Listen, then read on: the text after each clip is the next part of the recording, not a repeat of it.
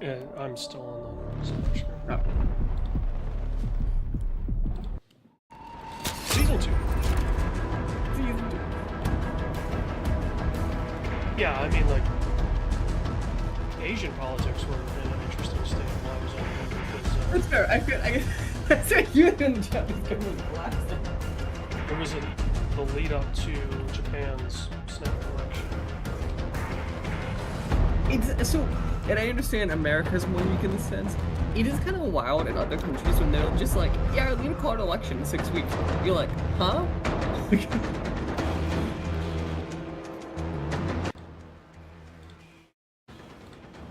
It's because they're a lot smaller. No, and that's part. It just always seems funny though when you read that stuff. You're like, what do you mean there's an election in 2 months and people just now found out? My favorite clip is from, I think it was post-COVID, but the UK was going through a bunch of snap elections, and the BBC was interviewing some lady, and they're like, "Who are you going to vote for in this next election?" She goes, "Not another one." God.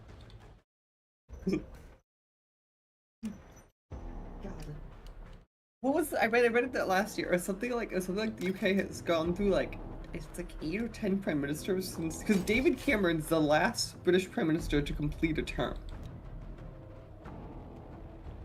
And the funny thing is, I think people kind of want him back. Which one? Because everyone remember the pig fucking everyone hated Cameron.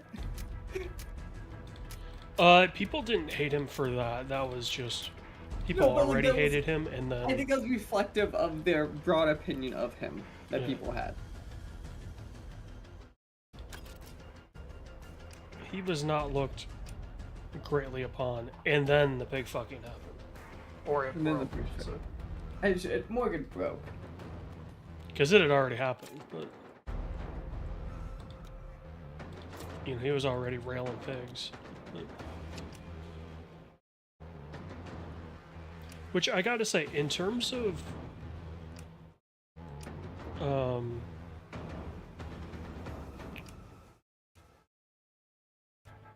is this gonna be on the new map?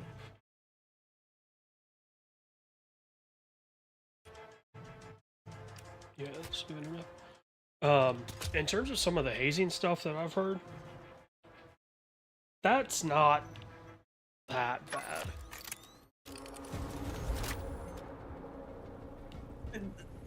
And also it was a different time back then. Yeah. And I mean, might be having okay. a joke that like the UK, let's be honest, it's the British. Like we Let's can only expect so much. let's be real, right? Like sticking your hog in a hog. Okay, you do it once. It takes 10 seconds, 20 seconds, and then that's it. Right? These guys that go and get brands as their thing, and then they have to live with that for the rest of their life, and most of those brands aren't done properly. Mm-hmm. That's not great.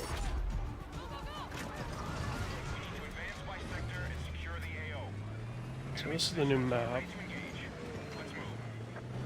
So this is the first time we're really talking since we're back. Japan. Where would you like to be? What did you fly? I guess. What was your airline? Delta. How was Delta? So I flew the Pokemon airline, right, of ANA. Yeah. Which was annoying, by the way, because I saw the Pokemon flight when we landed. But Dude, ANA's got, like, if you fly on a regular plane, that's weird. They've got so many damn liveries. But the thing though, so ANA, the food kind of sucks. So how was Delta's food flight experience? I mean, it was fine. You know, I wasn't,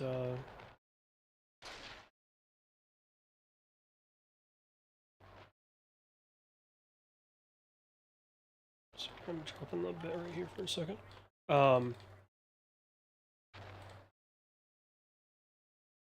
You know, it wasn't like I was blown away by it. The hot was hot and the cold was cold. Did you drink on the? Are you drinking on the plane person? Or are you just vibing on the plane person? I had a beer. Okay, okay. It's pour, I hope, or no? No. I had a Suntory malt on the way there, and I had an Asahi Mm. on the way back.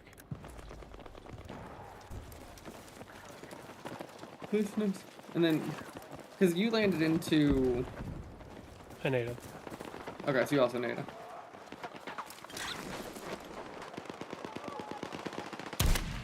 Did you have the same impression I did? I guess you probably. I don't know how much you spent. How much did you spend in Tokyo? A day or two? We spent a night, and then that was about it. Okay, so you didn't really wander the like subway level trains a ton. No. Okay. So how was the outer Japan then? Dude, Nagano is beautiful. The Japanese Alps are amazing. Yeah, I mean, the trip was everything that I hoped for and more. We got, like, over 60 inches of snow while we were there. Jesus! I did see those, like, blizzards going on galore. We skied a total of 9 days. And it snowed every day but one. But was it? Was there never too much snow? I assume you couldn't ski.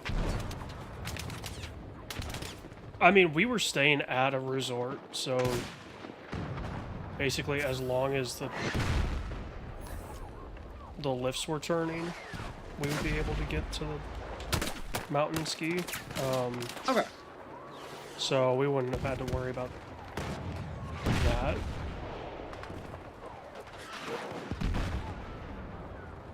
That being said, the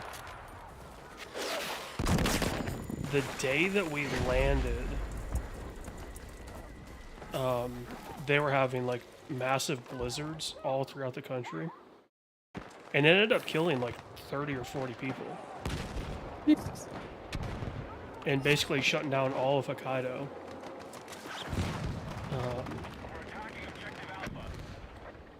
Because it was the snow amounts, but then it was also the wind, which, especially with airports,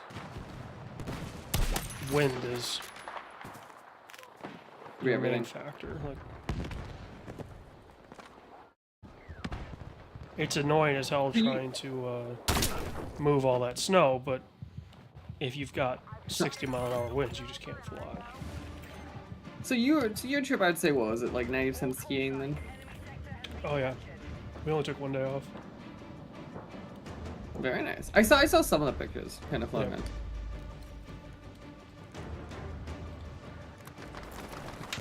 Yeah. Yeah, it was great. I guess you only turned 31. Yeah.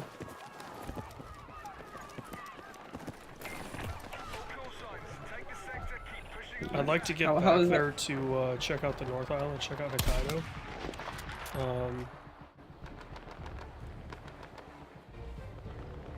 Just because that's where you get the massive storms. But also, I like how 60 inches isn't the massive storms. Oh, in Hokkaido they'll get 60 inches in like 4 hours. Oh. The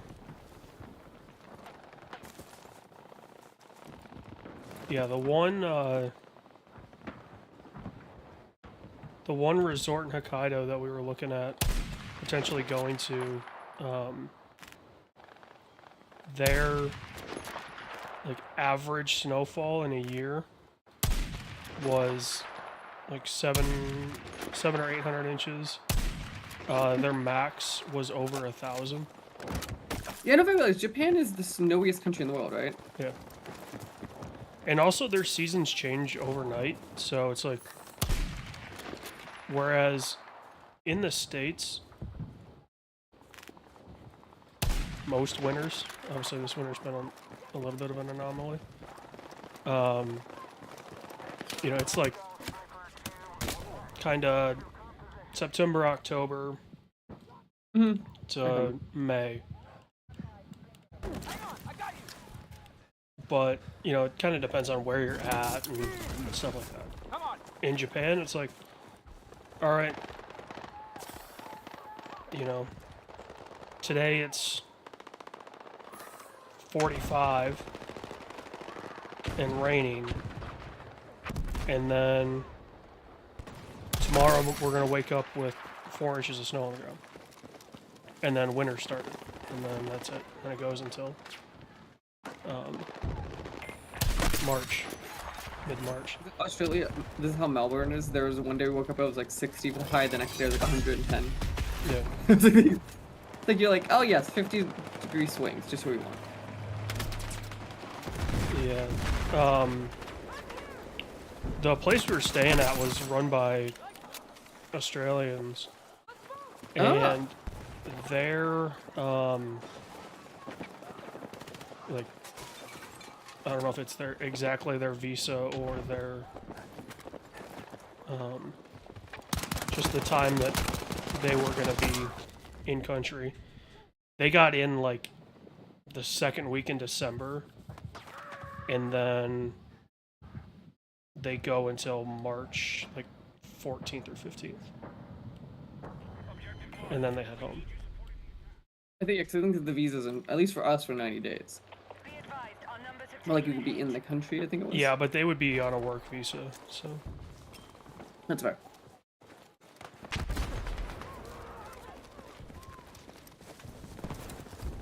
Were you cash heavy up there, or you just using a card because of what you were doing? I had converted about $500 in cash beforehand, and I've still got 16,000 or 17,000 yen. But like I kept a 10, a 5, and a 1 because I want to like frame them and mount them because they look cool. I think I only have change left. I don't have any physical like cash yen. Well, and like, so for me that was it's like $500 to convert that,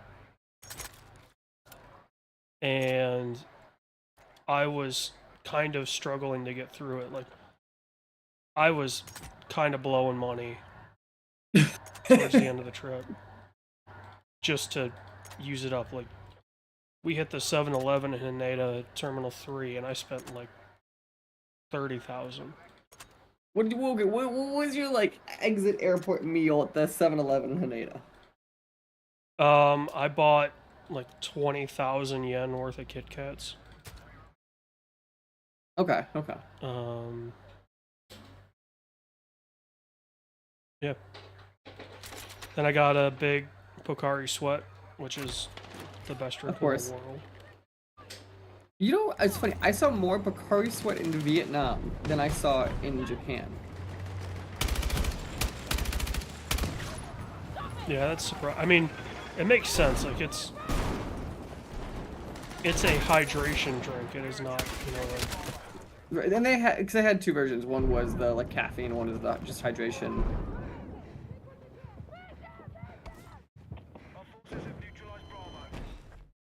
Well, it shouldn't be caffeinated. That's not how it's... I thought that maybe there's a different one. Like, there was a different one that was a...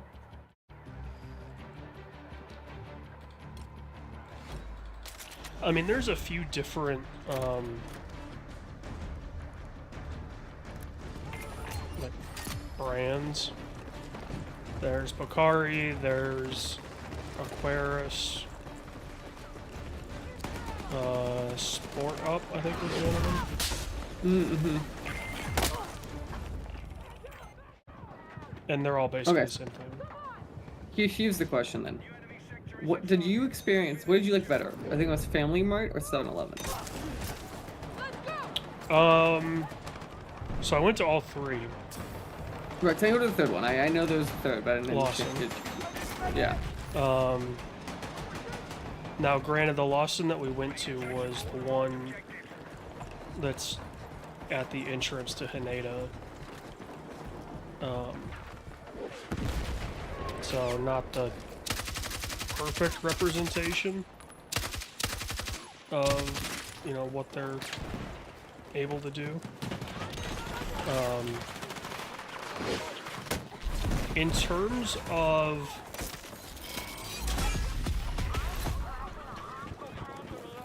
kind of shit that, like, food-wise, Family Mart had a lot more options for food. That was my impression. I was like 7-Eleven, I was like, for food, I was like, Family Mart seems like the actual winner to me. If you need drinks, go to 7-Eleven. Like, any kind of drink. Yeah, I'd get either like a coffee from there, or we would walk around with like bottles of water. But I was able to try both 7-Eleven's chicken balls and some Fammy Chicky.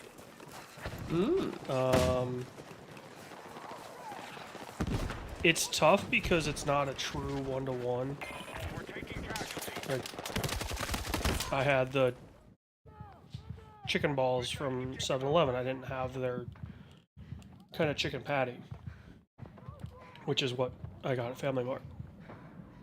So it's a little tough to kind of do a one-to-one. But I'll tell you this, there's no way that stuff would fly in the States. No. Like, people don't care enough about...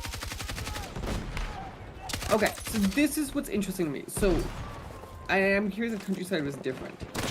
In Tokyo, we actually saw trash on the streets and some homeless, which surprised us. We didn't see any of that. We saw what appeared to be a bunch of abandoned homes. No, but that's what's interesting, because, like, I understand, like, they were terrible, but, like, we definitely saw, like, some level of, like, homeless and trash and stuff. Now, way rarer than the States, but, like, not zero.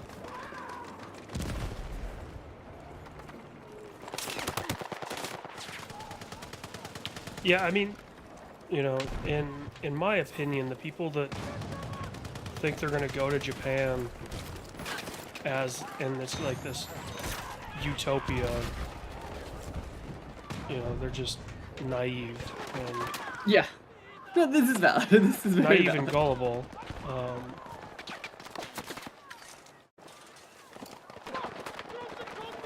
Which, I mean, honestly, in a lot of ways, I don't blame them because, you know, if all you do is see the shit that's going on in the States, it seems like anything's probably better than what we've got going on. And at times you do, like, you know, everything is immaculate, right? Like, Everything's like there's clean. It's trains Yeah. are on time. like all the ski resorts were, like, everything was spotless. Not just clean, like, straight up, it looked like they scrubbed everything every hour.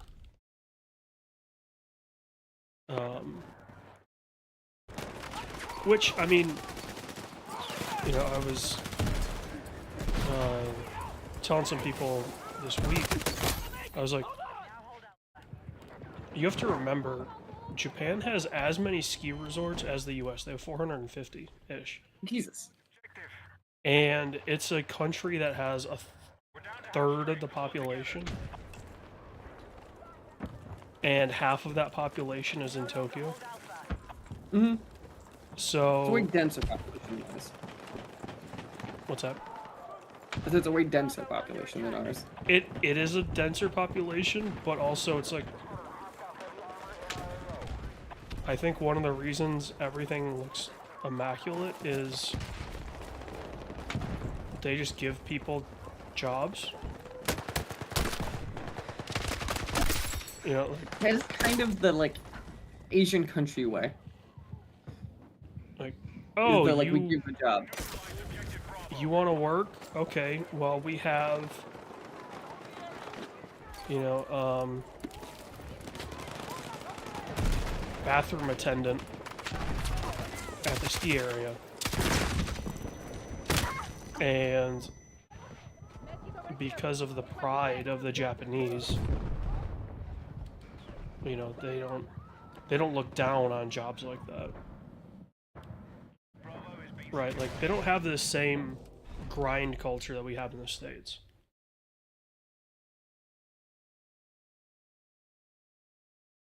At least outside of Tokyo. Yeah.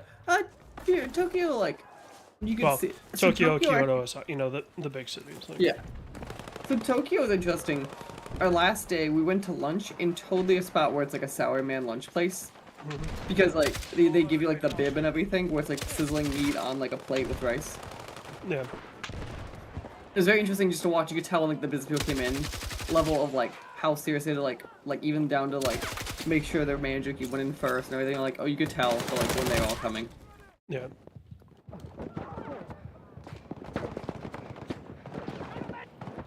We walked by, though, did the national, like, diet and all that, too, in that area.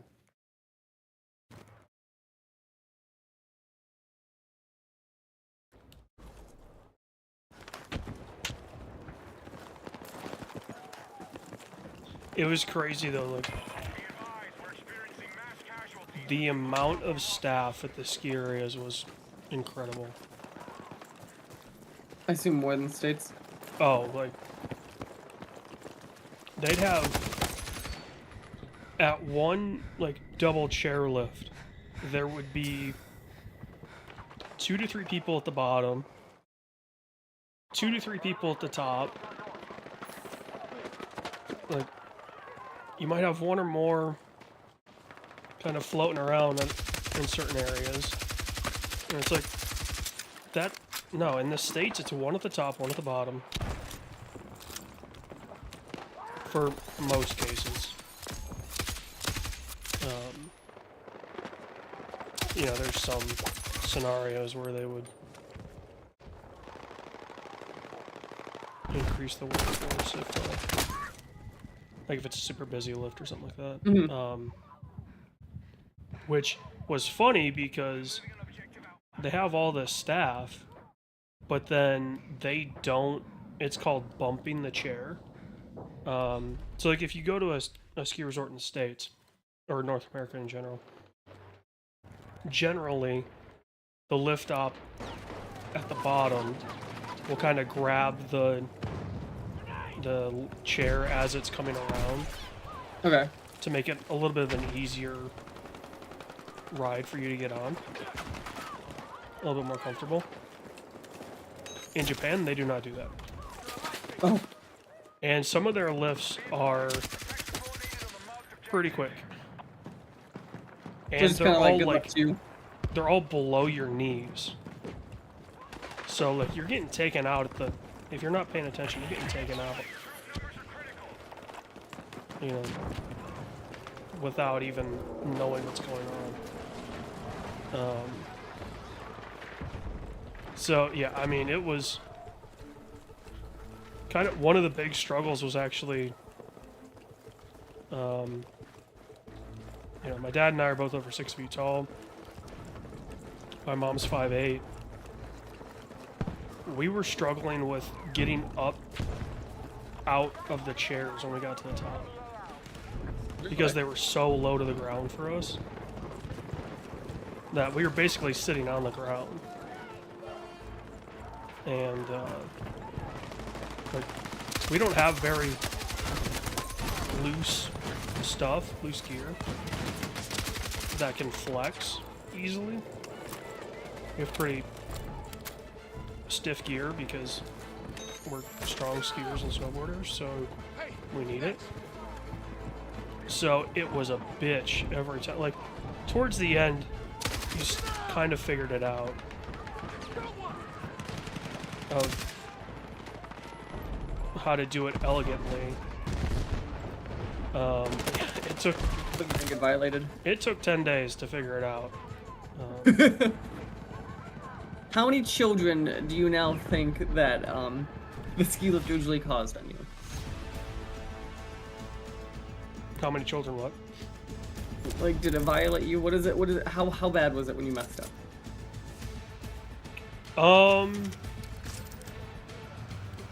I ended up falling twice or 3 times over the course of the trip.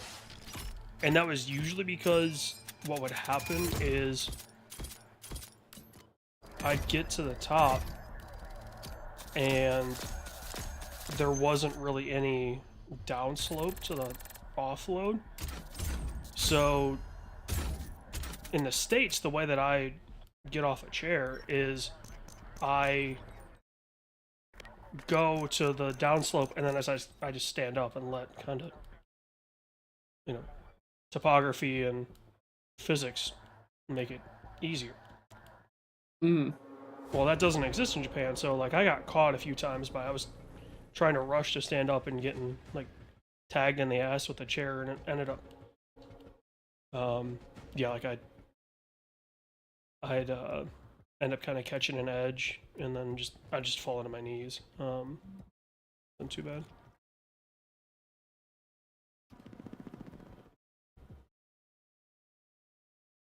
So we came out of it relatively unscathed. Really, the only injury to speak of was it wasn't even on snow. It was we were at one of the restaurants in the area, and we had finished dinner, and they had an upstairs that we were checking out, waiting for our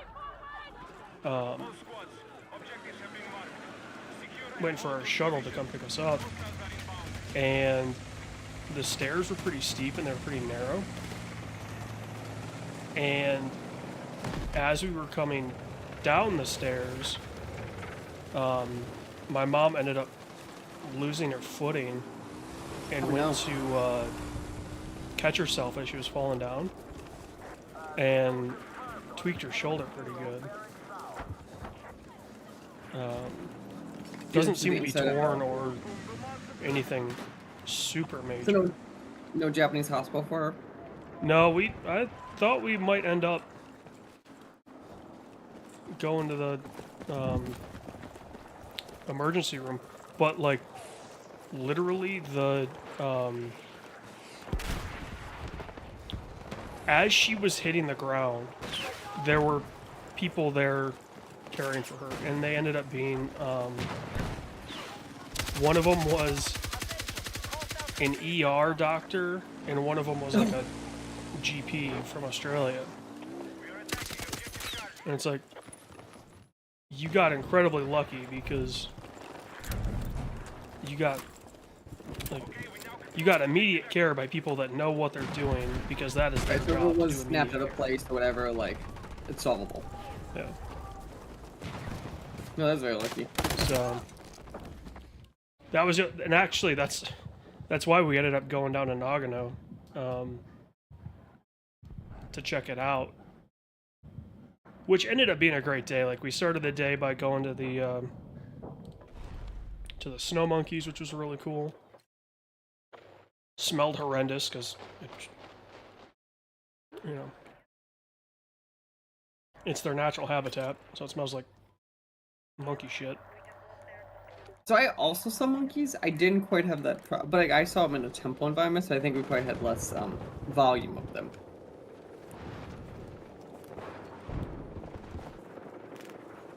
Yeah, there were quite a few of them. In Vietnam, though, speaking of monkeys, we were walking and we saw a barber shop that had a pet monkey on a chain. Oh, like a little capuchin or something like that?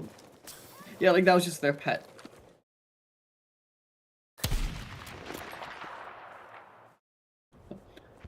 Vietnam, by the way, for people to have underwear, comically cheap. Comically cheap. Like we stayed at like a $50 a night 5-star hotel. Yeah, I mean, Vietnam's cheap. Japan is incredibly cheap. So Japan's incredibly cheap, but like it's funny going from like I already thought Japan felt cheap, and then we got to Vietnam, and I was like, oh, this is like a different volume of cheap. Yeah, Japan is cheap. Japan- Vietnam is like, Because I think about what I'm spending in Japan, I think that's the difference. Like, Yeah. well, like maybe it doesn't matter a ton, but like you still have to be like, okay, what is this total? Right? Like it's like some things add up. Like didn't you have Wagyu? Like like stuff could be expensive. Like Vietnam, it's like you know if you're walking in something, it's gonna be expensive. Like it's aimed for tourists or whatever. Like yeah. Well, and too, like, in Japan, doing the money conversion is kind of easy. You just think of it as like 100 to 1, yeah, right? In Vietnam, it's like, it's 26,000 to $1. yeah, So roughly, like you would see like the way I thought of it was like every 100,000 is roughly $4.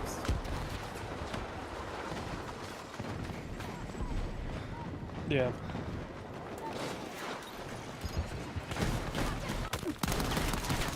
But Vietnam, like Japan, I was cash. I mean, Vietnam, I was like almost exclusively cash.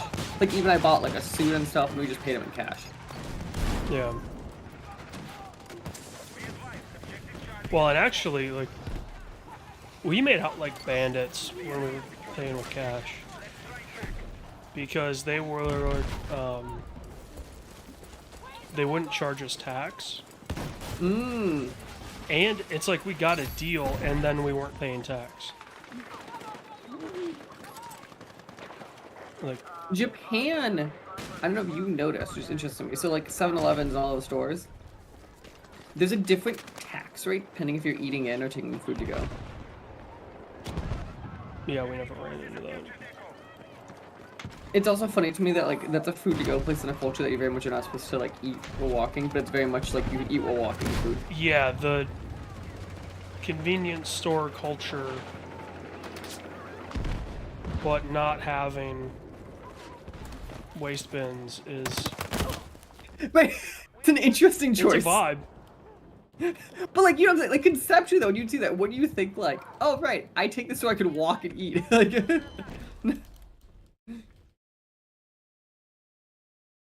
like to me the egg sandwich, that's what it screams. Enemy forces have taken the lead.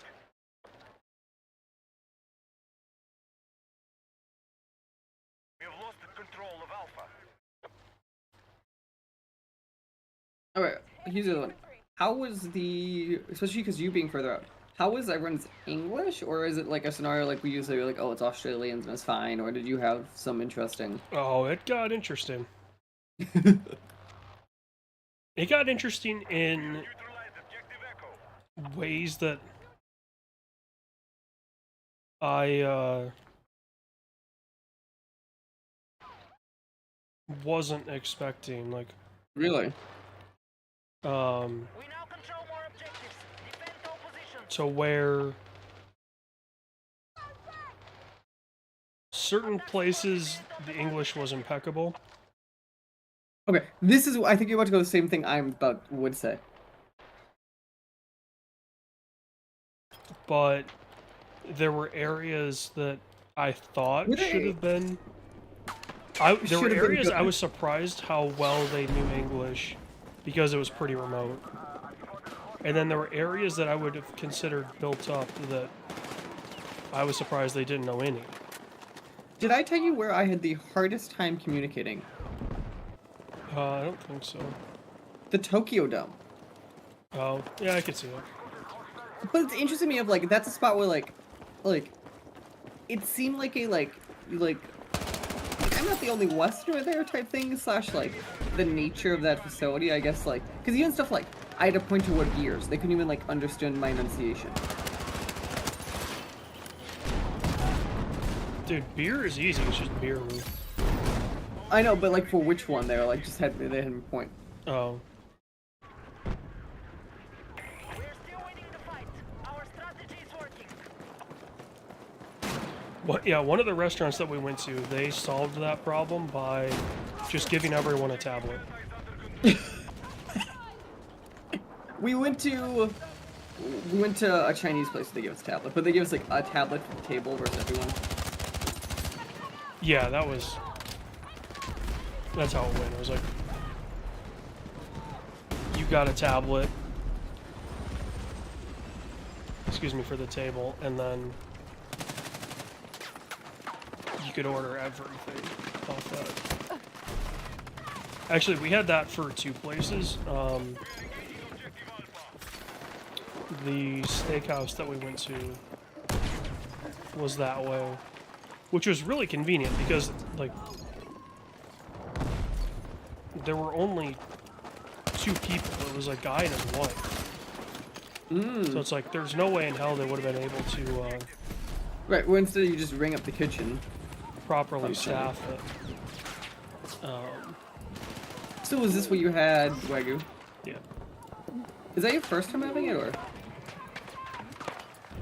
No. Okay.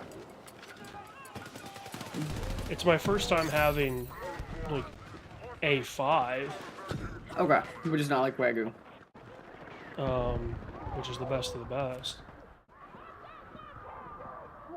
That is fair. It's one of those. So my impression whenever I had it is that like, so it's really good texturally, but like there's not a strong flavor. No, you have to finish Wagyu. Like, Yeah, like there's salt you have to do something. or, you know, a soy sauce or... Well, like I'm very much a big fan of like maybe you sear the steak, but like the steak should be like the flavor. Maybe a crusting, but like it's very much like that's where I want. Enemies are attacking Delta. Yeah, I mean, that's generally how I like, you know, it's a joke in the Letterkenny show, but S&P is the way for me. I mean, salt and pepper, that's about it. I'm not, you know, for me, when I'm grilling stuff, like chicken, pork, steaks, fish, even, if it's not ground, I try to put as little seasoning on it as possible. That makes sense. Because I want to make sure that I'm getting, you know, the best meat, right? Like, I can make a $2 steak taste like a $100 steak with enough A1 and Montreal that, you know, it kind of gets crazy, but I just, to me, food is, like, meat is one of those things that I don't like to go overboard with. So it depends. Like I do think so. Like to me, meat is like the sushi thing where like I agree, it like curves out at the end. But like I do think you start spending a little more, you tend to get at least like a bit of a higher quality product. Yeah. Right. Like I'm not saying go spend the Wagyu money, but like a $30 steak objectively tells you to is a $5 steak. Oh, yeah. But like you probably want to do between a $200 and a $1,000 steak. You won't, because the people that say they can are lying to you. There is no difference between a $100 steak and a $500 steak. And that's part of the line. Once we start hitting like I'd argue anything above like high double digits, we start faking the differences. You know, like Yeah, if it's over $60 for the steak, you're paying for something else. right, you might be paying a location, you might be paying something, but you're not paying just for that Yeah. steak. And it's like sushi, like there's another one that's really like fish in general. Like you know what I was treating when I paid $10 for something fish and like $100 or $80 or whatever. That one I might argue spending more you can actually benefit from, because And that's it. But I still think there's a line where you stop noticing, and I think that's the key to a lot of this stuff. It's not saying you won't literally get better. It's do you fundamentally notice the difference, and Yeah. especially for the volume of costumes you're buying. Yeah, that's true. It's like, so this is gonna sound like, so Vietnam, we talked about one of the hotels we got was like a 5-star hotel, and like that's literally my first time staying in a 5-star hotel ever, right? Like the whole like they treat you like royalty, bring the bag up, yada yada. And I was like, don't get me wrong, $50, I would choose experience every time. I was like, if we were made of money though, I do not think this is worth like in America like the 4 to 5 times the cost would be versus like a normal hotel in the same city. Yeah, is it worth $1,000 a night to stay at, you know, some boutique hotel in Chicago, or do I spend $250 to stay at fucking Holiday Inn Express? Like, it's fun every once in a while, but to me, 5 stars are exclusively for an experience. No, and that's it. And like to me, the experience just sometimes like it's not worth the cost of some of the experiences. Yeah, I mean, the few times I've stayed at 5-star and boutique places,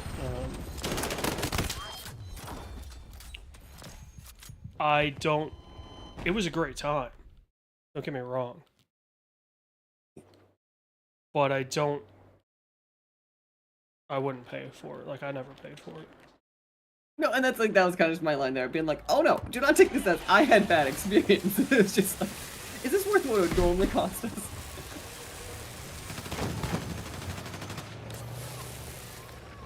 Yeah, if I wasn't getting this comped by somebody, would I stay here? Absolutely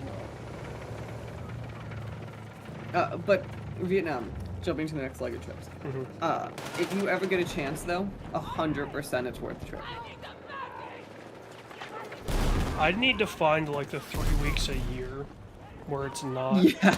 stupid hot and stupid high humidity. So it depends where you are in the country. So we started in Saigon, which is Ho Chi Minh City, and like that's the south. It's stupid hot, like you could feel it, right? It's humid as hell. When you got up north, Hanoi was like 60s.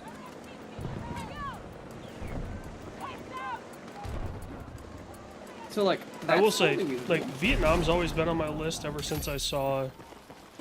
Anthony um, Bourdain. What's that? Yeah, is that ever since you saw Anthony Bourdain? No, it was actually before that. No, ever since I saw the Three Stooges, known as Top Gear, ride motorcycles from the south to the north. I've always wanted to recreate that trip. God, I can't imagine renting a grab bike that far. They did it in 8 days, 8 or 9 days. Okay, that does. So it's roughly, if I think I remember, I think it's like roughly the size of Florida, like north to south. Yeah, it was I think 1,000 miles. Yeah, so it's kind of rough. I think Florida's like high 9s. So it's like we flew like Saigon to Hanoi, which is like south to north, and that was like a 2-hour flight, and then we'd fly like between them, like into the middle, and each of them, like that middle hop was like an hour. Yeah. I'm trying to think what stands out. I would do Hanoi.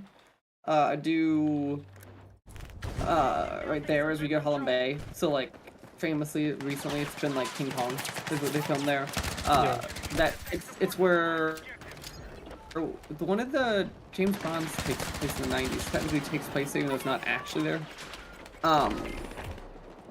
And then the middle of the country is a really cool. Da Nang's like the beach town, so we joked it looked like Miami in the 90s, so before it got trashy and expensive. And then Dude, Miami was always trashy. sure, but like this is like there's a level of like this beach trashy, but like I don't know, like Miami now is not quite a vibe. Like I feel like people used to talk about it. Miami now is just flooded with crypto bros that are scamming people. Right, well, this is like a real beach town with like sure there's money floating, but like you could just hang out in like here's beaches like. Miami of the pre-Coke era was... It was trashy because it's where the mob went. Like, it's where the mob would vacation. So, it was trashy because it was filled with New Yorkers and tri-staters that, you know, thought they ran the place because they were kinda did. Italian and they know a guy that knows a guy. I mean, Miami's always been a status city. It's one of the reasons why I hate it. It's interesting to me when I think status cities in the U.S. Okay, hear me out. Are you ready for this controversial list? It's probably not that controversial, honestly. There are 3 cities to me that are the U.S. status cities. So it's Miami, Yeah. it's New York, it's Mm, LA. The controversial to me would be is I would argue we should shove Dallas in there for New York. I would put Dallas over New York. Because to me, like, New York is in some ways, but, like, it's not the culture. It's just, like, there's rich people. Well, like, Dallas, to me, is, like, the culture. It's, like, we must show we have money. I mean, the difference is, right, like, the difference between New York and the other 3 is that in New York, everybody hustles. Like, Right, and I think that's fair, too, because the culture there is, like, you're in New York to try to make it. yeah. You're doing whatever you can to make ends meet on the hope that you're gonna figure it out. LA is just influencer central. Miami is scam of the week. And Dallas is And Dallas is Fly the just Cowboy. big everything. It's oil money meets cowboy. No, do you know what Dallas to me is? Dallas is urban person wants to feel like what they think a rich rural person is. Yeah. Because, like, it's the, like, oh, we want the style to be barnyard. We want the thing to be this. But, like, the people actually out in the countryside are like, what the hell are you doing? I will say that is like Dallas exclusive. Maybe Dallas and Arlington. When you get into Fort Worth and you get in like to the western suburbs, they are cowboys. No, that is true. But, Right. like, actual Dallas is not Cowboys. And Yeah. the same with Arlington. That is not Cowboys Central in the slightest. Fort Worth is a cowboy town. It's funny because, like, that historic Fort Worth both feels fake but feels real. Like, I describe how it's both. Well, it feels real, and then it feels like somebody from Dallas wanted to make a buck. Which is exactly what Yeah, so happened. they're like, here's the most, like, cartoony, like, restaurants possible on this boardwalk. Yeah.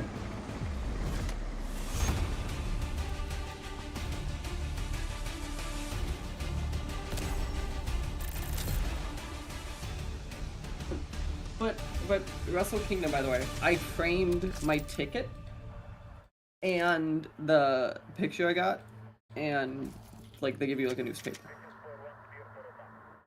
So I'm gonna hang it in the office. I'll admit, I think I have the cooler souvenir than you do. Oh, are you sure? I don't know. To be fair, though, were you a little surprised when I sent you that picture? Yes and no. Ace I was wasn't just surprised chilling. that they were out and about, because that's always the case with wrestlers. Right. I was surprised. It looked like there was nobody else around. So what it was? Okay, so this is what's wild. So you walk. Tokyo Dome is like one of those arenas where like you get ticketed as you kind of walk into the actual arena. So they have like an open like courtyard around it. And there was a few wrestlers in the courtyard, including him, and like 1 or 2 people were taking pictures, but I don't think people were processing who they were. Because like people were just walking past, and I just like went up and I was like, "Can we take a picture?" No, that's just what happened. Yeah, that's cool. I'll send you a photo of my souvenir. after the stream. My other Japanese souvenirs is I got a Deoxys from the Pokemon Center. Vietnam, I got some stuff. Oh, and then I got a Famicom Ninja Turtles game because I felt like I had to get something. We went to like one of those like floors that's just like a game store in Yokohama. Yeah. And I felt like $16 for a 35-year-old NES game isn't bad.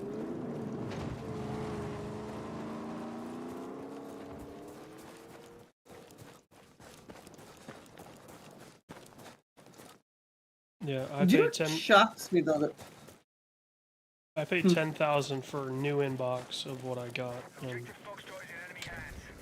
why do I feel like it's gonna be what I think it is? what do you think it is? I feel like I'm gonna get a Yakuza like a dragon thing. No. I didn't go to Okay. any stores like that. I more saw their stuff in like mall type environments, I feel like. Yeah. There's definitely Like a Dragon advertising a lot in Tokyo. Well, there's a new one coming out, so. Yeah, I just don't know if I realized how big it would have been like from an advertising budget. It's one of the biggest games in Japan. I mean, Yeah, that's fair. like, Unless you recognize takes place there, makes sense. when Yakuza 5 came out, I guess it would have been like a Dragon 5 over there.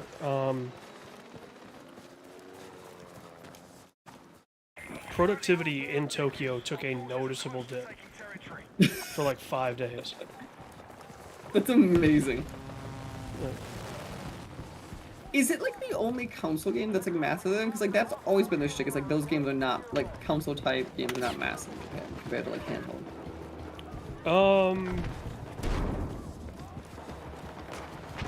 I think it's that and maybe like take your pick of the FIFA games or like, you know, soccer games. That's fair, yeah, but like otherwise like there really isn't like I was trying to think of anything else I could really miss him. Like there isn't. No, there's You hear stories once in a while, but nothing like this where like it's a permanent.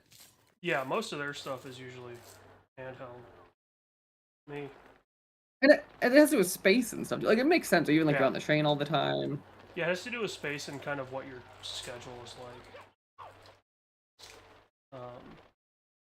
You know, when you're if you're a salaryman, you don't really have a ton of time to play console games, but you can play handheld games. Okay. Walk around now. You probably can't hear me that well on the microphone. My souvenir is 1 of 5,000. Oh. Yeah, it's numbered and it's like in the 3,000s. And it's cool as hell. It's 30 years old. That's all I'll tell you. And ladies and gentlemen, introducing his new wife. No. Oh my god, I got one for you. I don't think I sent it to you. In Vietnam, so there's a joke in Vietnam that they're not exactly the most sensitive of people, especially like from like the story names being very literal. We saw a place and I went, those are fat mannequins. Like I mean like plumpy, like hefty mannequins. Yeah. And the name of the establishment was Fat Man. That's funny. I was like, this is amazing.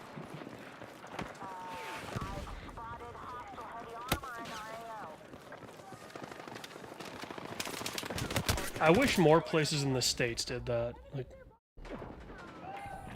let's shame the fat fucks. Like, big and tall isn't good enough. Like, And you know, big and tall to me feels like, oh, I'm 6'5" and 220. It doesn't feel like when a lot of times big and tall means, oh, I'm 450 pounds or 500 pounds without like a reason to be.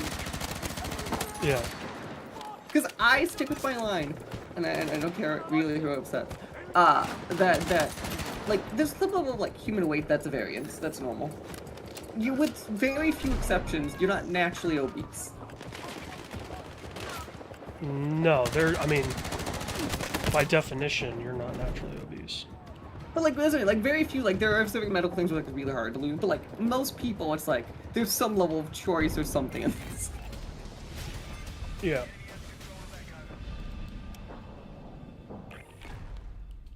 I mean, okay, you have a thyroid issue, you have, you know, giganticism. Yeah, these could all be real conditions that could affect it at the margins or like some percentage population, but like not the percentage we're talking. Now, don't get me wrong, I think there's stuff that, there's shit that people take, or, you know, the way your diet can get, that could then cause thyroid issues. No, 100%. That is accurate. Our attack on Echo is underway. So, I mean, you can kind of have a compounding issue. Oh yeah, like- compounding. And there is some level of truth where like if you let stuff slack forever, like it just gets worse. Like all this is true. Well, but then it's also like, okay, you know, oh, you're 350 pounds. You know, you're 5'9", 350. Like, you're very obese. Most, you know, more than likely. If you think you're just gonna lose weight by going on some crazy diet or GLP-1s or whatever, like, there's other stuff that's gonna prevent you potentially from reaching your end goal. And it's just important to know that. You know, I think Also, GLP-1s, by the way, are they going to come down as the greatest invention in human history or the start of the zombie apocalypse? I'm convinced there's no in between. I'm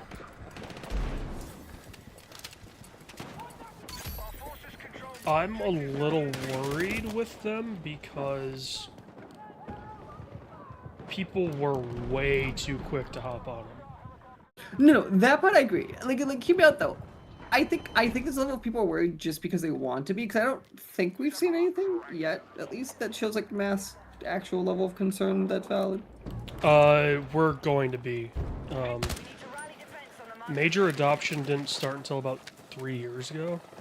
No, that's what I'm saying. Like, it's early enough where, like, I agree we don't actually have this true answer. But, like, at least I'm saying, yeah, we don't have proof that, like, I think something massive is there. You're starting to see, like, people are fucking up their organs by, you know, being on GLP-1s.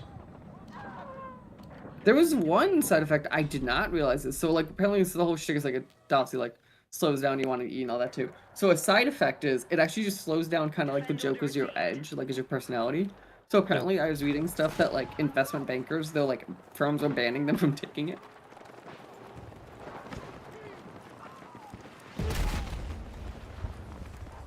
This is effectively a downer. Yeah, I mean, it's not even effectively a downer. It's at its core, it is a downer. So you know, you're not.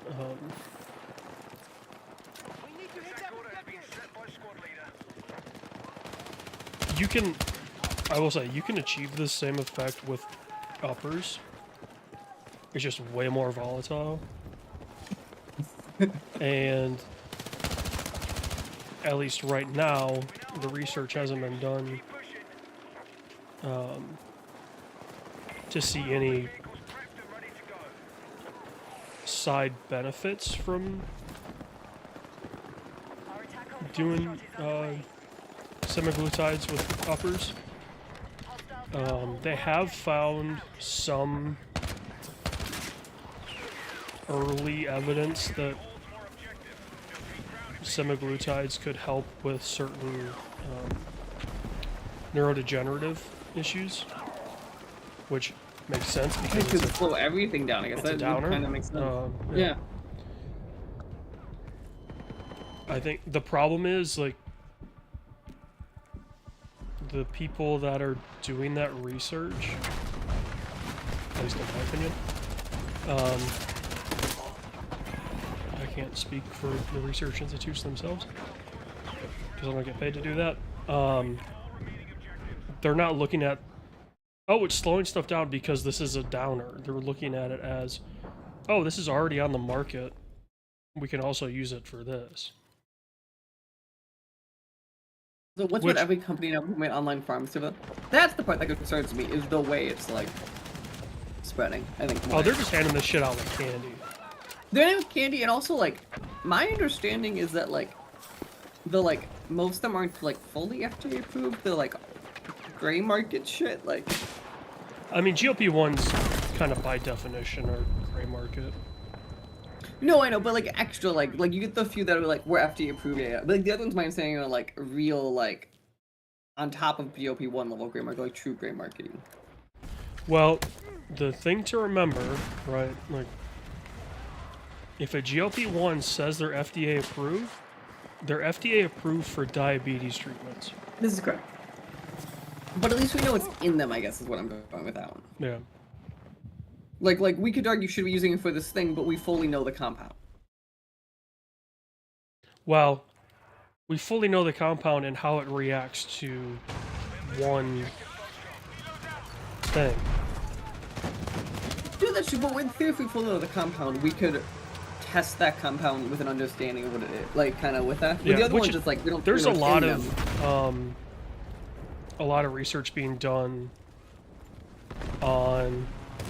I just took a toe to the face. A lot of research being done on the usability of drugs that are already out there and how they could be used in conjunction with some more specialized pharmaceuticals. Yeah, which I know you know what hot topic my head goes immediately when you say that. What's up? What's everyone's favorite two letters right now? Favorite two letters? AI. Yeah, I mean, it's there. It's more machine learning models is really what I truly mean. But The interesting thing, I'll give the ones that I know of credit. They are spinning off their own like closed loop systems. and that's what you need to be doing. And then the point is you use that to like live simulate, like have it basically test itself. Is more where my head would probably think with those.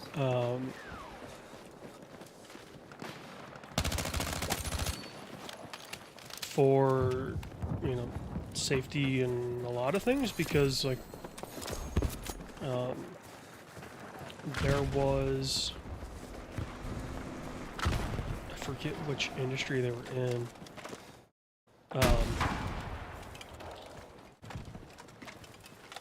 Where this person was using ChatGPT and put in some of their research work, and then Oh, is this the crazy one? I don't know. And then like somebody else was just Google like ChatGPT and something out of interest, and it pulled up this person's like preliminary sh- research work. It's And no, used it that as a there's source. security concerns. That like and like to me that there's also a broad difference between like consumer facing this technology and like the industry one, the enterprise Yeah. level. Like we all understand that at nuance level of like the one that we upload to like consumer facing is not the same Azure backed one that like a company uses. The problem is we know that. Not everyone knows that. I will give PhDs a lot of credit because they put in a shit ton of work and they are experts in their field. A lot of them are fucking stupid. Like, they don't know jack shit about shit. No, this is especially technology. It's interesting to me of like it's always like really smart people. I feel like are either like they work in technology or like they're so smart in something else. Technology to them is like a language they just never understood. Yeah. Like it's always interesting to me of like they could be like the smartest doctor in the room, but they hate a computer with their life. Well, it's because they look at technology as a how does this interact with what I'm doing? Right? Like, this is being forced on me. How do I use this in what I'm doing? They're not necessarily looking at it from the standpoint of like you and I, where we're like, oh, you know, this technology is awesome. We can use it to do 80 different things. They're like, I know how to use this one obscure software, and I don't know how to run relatively Outlook. obscure reason on a yeah. And you're like, you've got a double PhD, and you don't know Oh, it's how like a it's computer like works. you are literally a brain surgeon. You can't like, but, like you hear these stories all the time of like these are the ones that like it's like I always think of like the parallel of like doctors and finance always is the joke they don't mix. They're so busy doing the one thing that they don't have time for the other thing. Yeah. Well, I think the But problem I like with finance bros, like, finance became cool before our around the lifetime. early 2000s when Yeah. sports were starting And to maybe- figure out how to use these geniuses. And maybe in the 90s you started, but yeah, no, it's like finance is a very recent like it went from the nerd accountant to a finance bro. Well, like in the 90s, it was nerd finance bro that was making a shit ton of money, but they were just crunching numbers. They weren't like, it was soulless. They weren't really doing anything. The enemy has taken objective Foxtrot. But as soon as Bill James, you know, posted his formulas on how to do better at baseball by using math, which I am a huge supporter for advanced analytics. I think it's a very important thing. But Good it growth definitely changed the... It's like it's the same reason that like basketball's broken right now. Like analytics broke the game. Yeah, see, the problem with basketball is it's too fast for analytics. But like I mean more like the analytics like the three throw problem. Yeah. That is solely on the backs of we had analytics to prove that was the ample plays. Like, So, at like, least we in didn't have to baseball, live baseball's analyze slow that. enough that you can run actual, like, Playbacks. simulations and real-time feedbacks, and you know, you can see that stuff unfold. Basketball, it's just too fast, and there's so much information that, like, you could be going, oh, hey, you have really good, you know, your defender has, like, shit perimeter defense in this zone, and this is one of your hot zones. Well, trying to set yourself up for that, you only have 24 seconds each possession, at the most. It's just way too fast for that. People like that though, like basketball is less about the live analytics. It's more about the you could go back from the game and see how it changed things, and that's usually the changes. Like it's like football is the same thing, but like football, it's less easy to optimal because of like the nature of the plays. Yeah, I was talking to somebody, and they were like, because I had mentioned to them, like, you know, some of the advanced analytics in baseball and why it makes the sport more interesting, in my opinion. They're like, oh, can you do that with football? And I'm like, kind of, but the problem with football is there's way too many variables. Yeah, no, that's why even like Monday Night Quarterback Football is like only so helpful type stuff, like even weather, like it's such a variable that hits it so hard. There's almost too many factors to really... You probably still can, but like you can't really plan for it, like unless you guess the right weather in a lot of ways. Yeah, you just need too many, like... You need too many game plans. At that, like, as simulation, that's gonna be the thing, is, like, simulation models. The thing with, like, if we ever, as society, can truly crack weather predictions, I think it'll be interesting for broad simulation models. We can. You know, we're When, pretty close. It's Not just... in- The problem is, it's not sexy.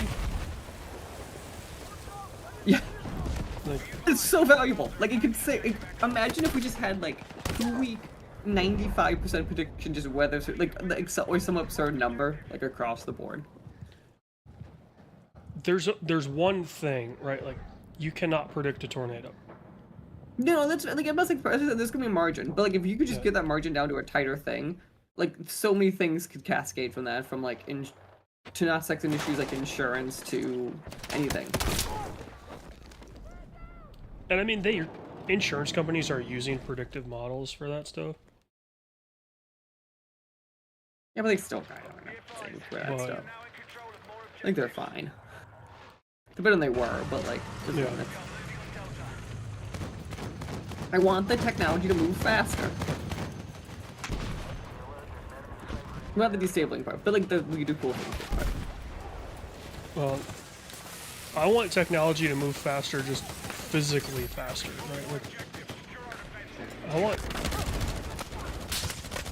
I want the United States to be a leader in public transit again. Okay, we need to be able to build, and that's part of our problem. I conceptually agree with you. The issue is we also need to be able to build.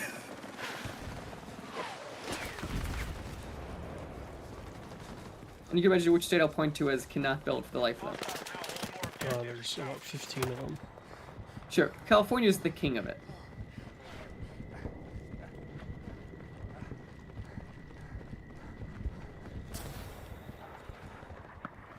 Like what do they have? Issued 50 permits for LA houses so far?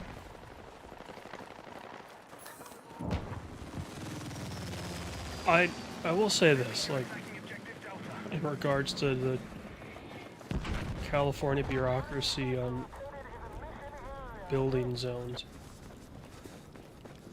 I understand the fault line stuff, right? Like,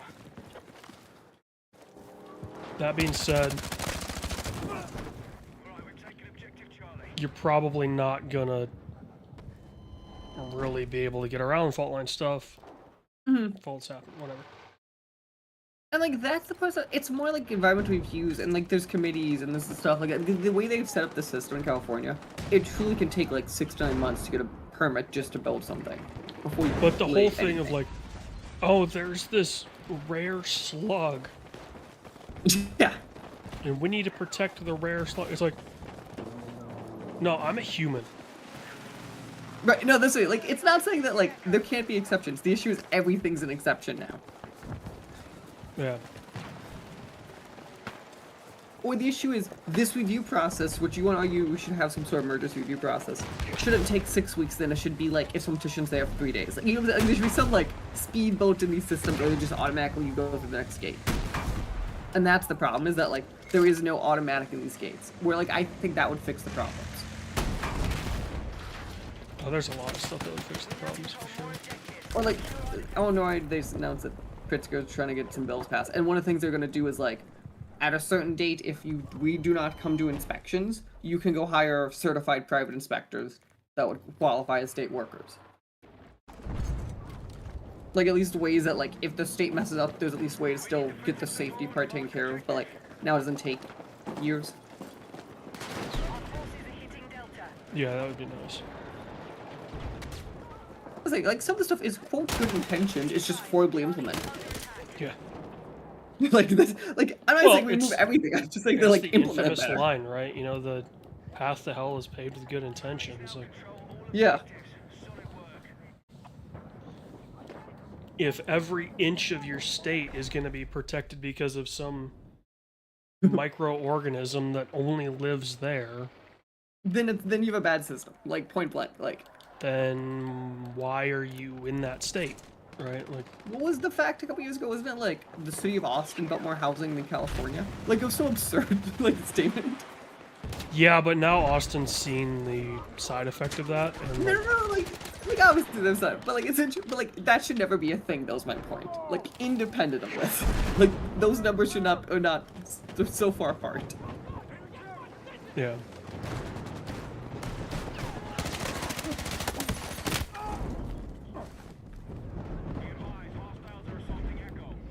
Yeah, I remember seeing, like, you know, in 2020, housing in Austin was in a pinch, so they just built.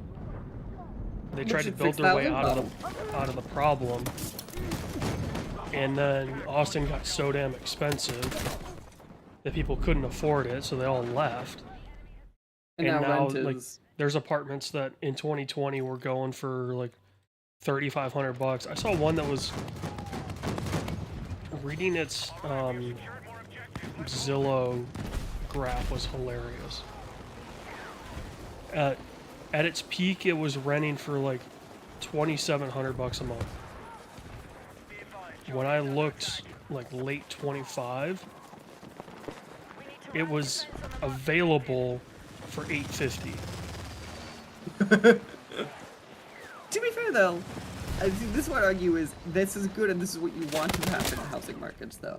Like it correcting down to some level of earth. And sure, Yeah. some things will get burned in the middle, but like now actually people could afford to live in Austin again.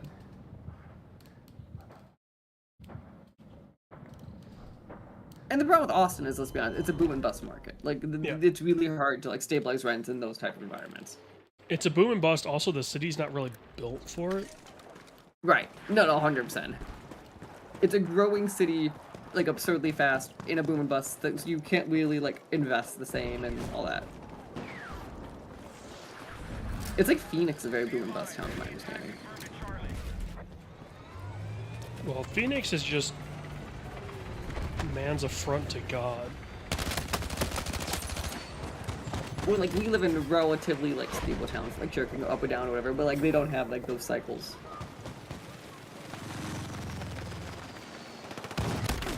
It was funny. I was watching the news last night, and it was like, it was talking about the housing market around me. And it's like, the average home price went up 4.5% year over year,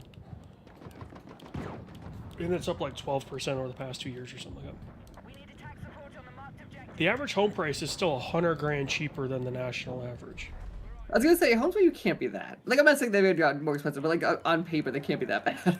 They're in 2 tiers. Right.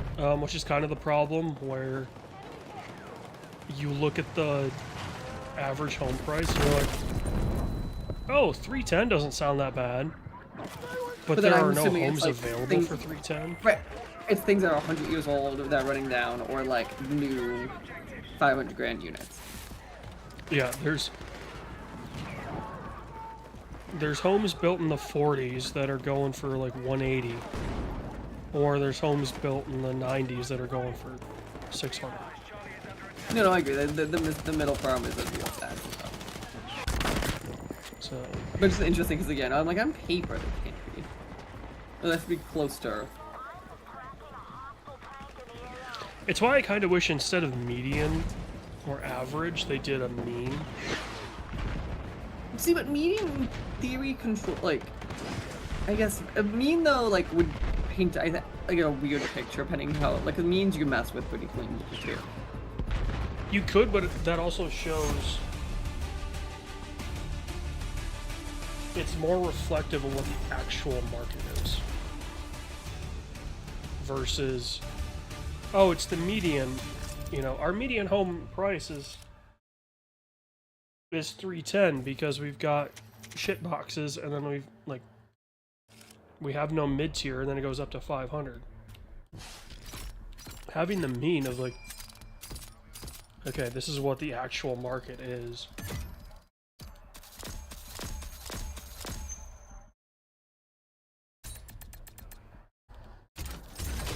Deathstalkers. I think I played 4 matches, and I'm going back to the menu, by the way. Okay. We'll wrap up.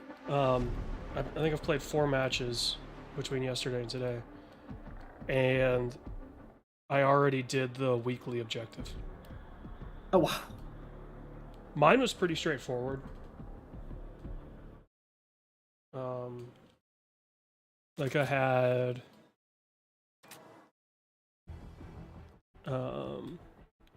complete 3 matches in any mode, kills and assist as engineer, deal damage with SMGs, which is the engineer gun, deal damage with shoulder launched missiles, engineer, earn score in any mode, engineer, deal damage with gadgets. Well, a shoulder launched missile is considered a gadget. Deal damage to enemy like, all I had to do was play engineer on Conquest, and I basically finished this entire thing. In fact, all of my weeklies are basically engineer tasks. So I've gone through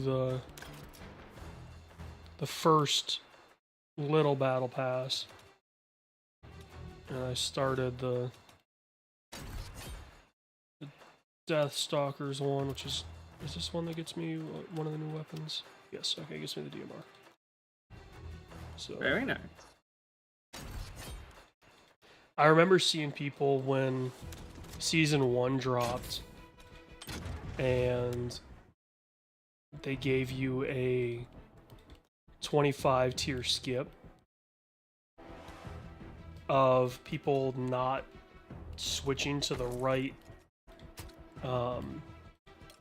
battle pass section and thinking they were going to get one of the new weapons, and they leveled up one of the other ones. And I was like, yeah, that is certainly something that you can screw up and do if you forget to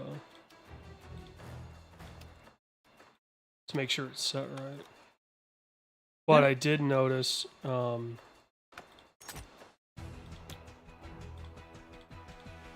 I didn't get Battlefield Pro for free as part of EA Play Also, this season. Christine just got back. I'll be right back. Just give me like 3 minutes. Oh, we can wrap up. Oh, cool. Yeah. So Yeah, sounds good. well, this was our first stream on YouTube.